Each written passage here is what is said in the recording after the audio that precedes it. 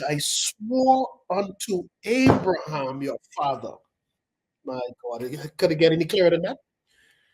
I am showing you the spiritual implications of when foolish, ignorant family members make covenants with evil. This is the flip side to it right here.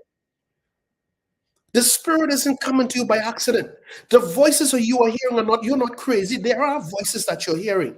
The bad things that are happening to you on a consistent basis, they are not by chance.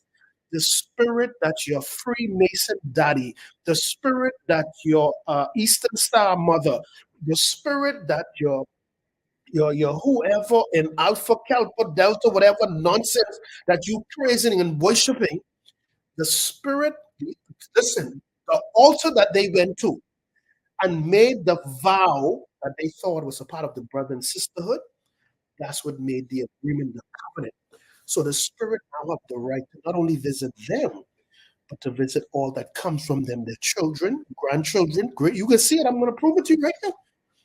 I'm going to prove it to you right here. So nothing is happening by accident, my friend. Everything is happening because someone followed the protocol that gave the spirit the right to run through the family. They're trying to help you. They're trying to help you. Let me jump ahead of myself. Until that covenant is broken, then you will see everyone falling in the same negative pattern. Mighty God, mighty God. Watch this now. He says, I will give all these countries and I will perform. This is the spirit. Remember, the spirit of God is now, excuse me, speaking to Isaac. He's not sleeping, very much conscious. This is a vision because he's fully conscious here. And the spirit is telling him, I'm going to give you all of this. But he's telling him why I'm doing it. I didn't just pick you out to do this. I didn't just favor you. Oh, no, no, no, no, no. The reason why I'm here, following up on giving you these things, like because I made an oath, a pledge, an allegiance, a covenant agreement with your father Abraham. So I have to give you these things. I have to defend you now. On the flip side, the reason why you have this cancer, let's look at it. You have cancer, your mommy have cancer, her sisters have cancers, your cousins have cancer, her mother have cancer, her Grammy died from breast cancer. Why? Because the spirit that they covenanted with in the back, who brought curses to the evil altar, which is now embedded into the bloodline, the spirit of cancer is now visiting the family members. Talk to me. Talk to me. Somebody come talk to me. Give me another reason why it happened. Because I given you rules. I given you Bible.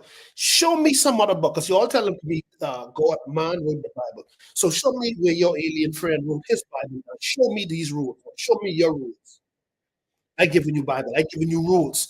I'm giving you the format and how these things are happening and why they're consistent.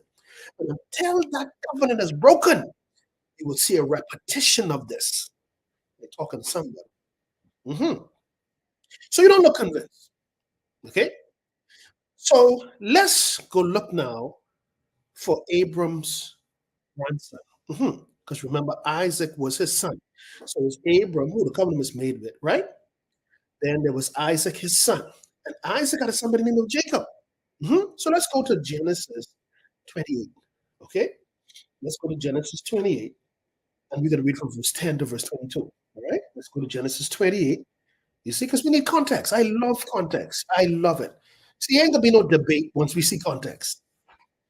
So in Genesis 28, verse 10, it says, and Jacob, this would be the grandson. This would be the grandson of Abram. This would be the grandson of Abram. I am showing you that the spirit is dedicated to the bloodline that the oath, whoever the original family member was. Once that spirit was invited through them and the agreement was made, the spirit is now attached to the family. So in Genesis 28, verse 10, and Jacob, who was the grandson of Abraham, went out from Beersheba and went towards Haran. And he, which is Jacob, lighted upon a certain place and tarried there all night, because the sun was set, and he took of the stones of that place and put them for his pillow and lay down in that place to sleep. Verse 12 of Genesis 28. And he, who is this he? Because we need context. Jacob, still the subject here.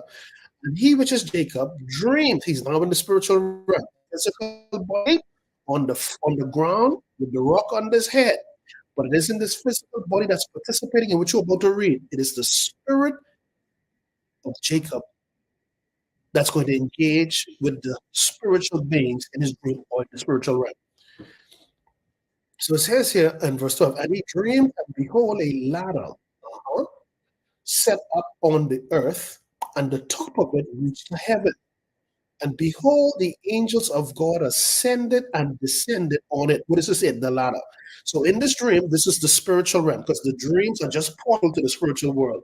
And you, which is your spirit, is now engaging in the spiritual world and interacting with spiritual beings. Whether it's a dog, a cat, a rat, or a human, a deceased loved one, they're all spirits. Some are masquerading spirits, familiar spirits, maybe an angel or whatever, but they're all spiritual beings. Let's be clear here. All right? The idea of living somewhere like this would mean that Dad and I could be mortgage free. The real question, though, is are you ready? So he says here, he saw these angels, which from the kingdom of light, ascending and descending this ladder that was from the earth going into the heavens. Verse 13 of Genesis 28. And behold, the Lord stood above it, the same Lord who made a covenant with his grandfather Abraham. And behold, the Lord stood above it and said, watch how he's going to identify himself. I am the Lord God of who? Abram, thy father. In other words, he's saying, that's my covenant. Let me take this on the flip side.